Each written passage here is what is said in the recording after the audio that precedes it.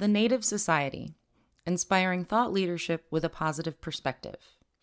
My Native Advice by Richard Steggall, co-founder and CEO, Urban FT. How did you get into the industry? Totally by accident. I was the first angel investor in Waspit, the precursor to Urban FT, the company I now run. Waspit, an alternative banking product aimed at students, was based in London, where I lived at the time. Through this investment, I realized that many financial institutions as well as non-bank brands have loyal followings, but they don't have the capabilities to deliver the sorts of payment solutions that today's consumers now expect. I was so intrigued by the potential opportunity that I took over management control of Waspit for what I thought would be 12 months. That was in 2010. Then I had a conversation that profoundly changed my direction and my life.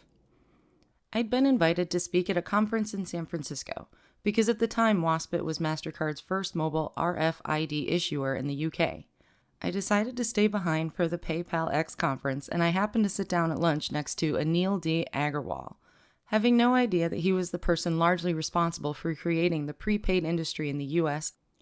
A week later, I visited him in New York, and he shared the journey that led him to found two financial transaction processing companies, Clarity Payments and TXVia, and I told him more about the traction Waspit had achieved in the UK.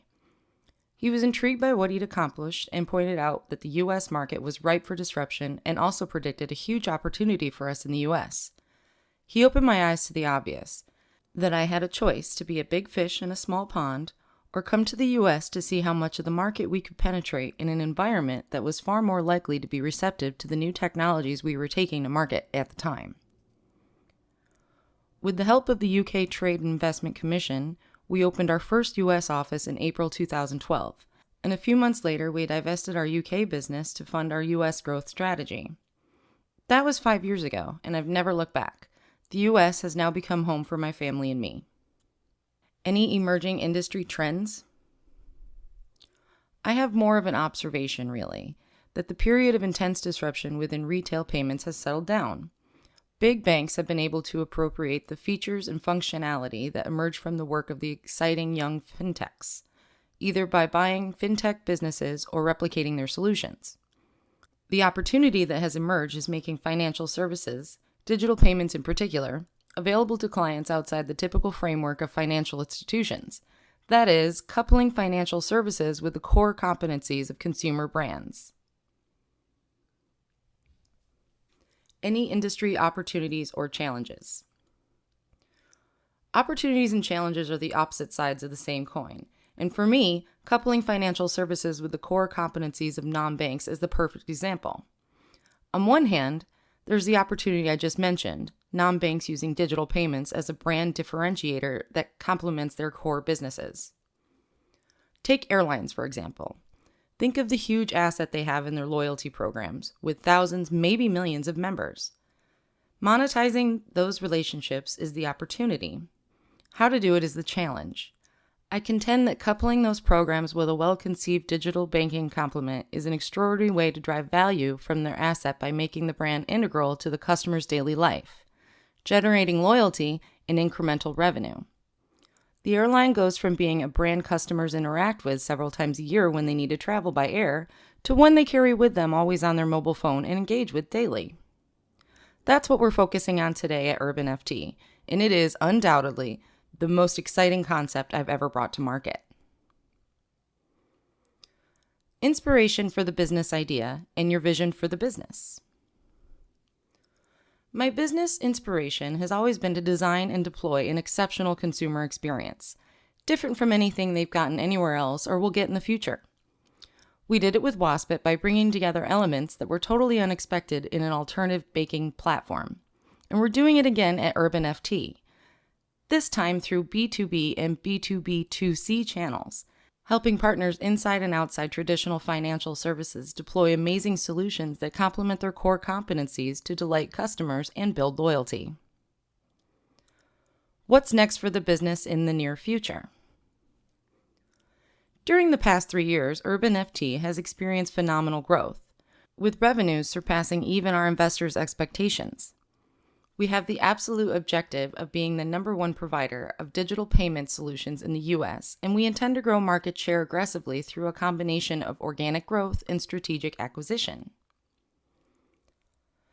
Your key initiatives for the success of the business.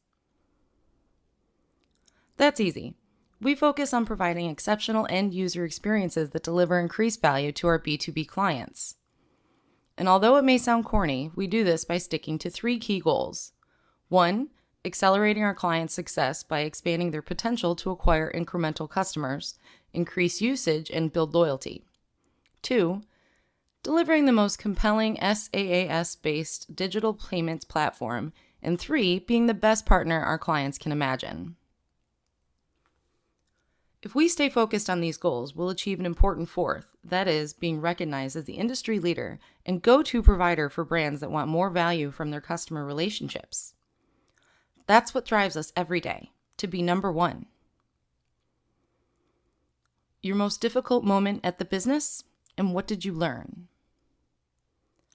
It's the difficulty every entrepreneur faces, staying in business long enough to get past the startup stage. Countless times in the early days, funding fell through, commitments were honored, or we had to make difficult decisions. During those times, the strength of our staff, the board, and key stakeholders pulled us through and enabled us to continue working toward achieving our vision. What did I learn from those experiences? That all of what people like to call the soft stuff, like relationships and open communications, gets you through the tough times. I learned the benefit of creating a team. That is, going an extra mile with staff members to make sure they understand they're more than just employees. And I learned the benefit of being transparent with clients and partners.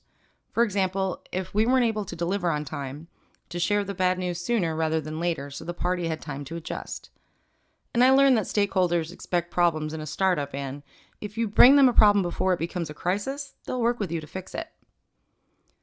The tech and all that's the easy part of business. The hard and most important part is building the relationships that see you through it all. Ideal experience for a customer client. The ideal experience for an Urban FT client is seeing the immediate impact of deploying our solution. That is, attracting new customers, increasing sales or usage, or improving customer retention. Adding to the ideal experience is for the client to achieve all of those benefits with the minimal capex and without significant incremental operating expense. How do you motivate others? By creating a culture in which employees know they're valued and their contributions have a direct impact on the success of our business, and treating employees as individuals and having fun together, at impromptu lunches and for drinks, for example. I'm also a big believer in respect and empowerment, and treating every person I meet, not just employees, as if they're a friend. The latter is very much an Australian way of looking at relationships, and yes, I'm Australian. But as the Urban FT staff is only too happy to point out, I also believe an important part of motivating others is setting a high bar and holding them accountable. I have no issue calling out employees, not because they've made a mistake, because mistakes are an important part of learning. When they don't deliver their best, letting an employee get away with less than his or her best, I believe, shows a lack of respect for that person's potential. All of this is especially important at Urban FT because our employees skew quite young. I realize that I, along with some of our more seasoned employees, have the responsibility to mold these young people and harness their tremendous energy and fearlessness to do great things at Urban FT and throughout their entire work lives. Career advice to those in your industry? My advice is to work hard at something you're passionate about and to let that passion shine through, so you light up a room when you walk in. And on a very practical level, I'd advise everyone to track the positive impact his or her contributions make to the success of the organization. Finally, to have fun, because life is too short not to enjoy what you're doing and who you're doing it with, even at work.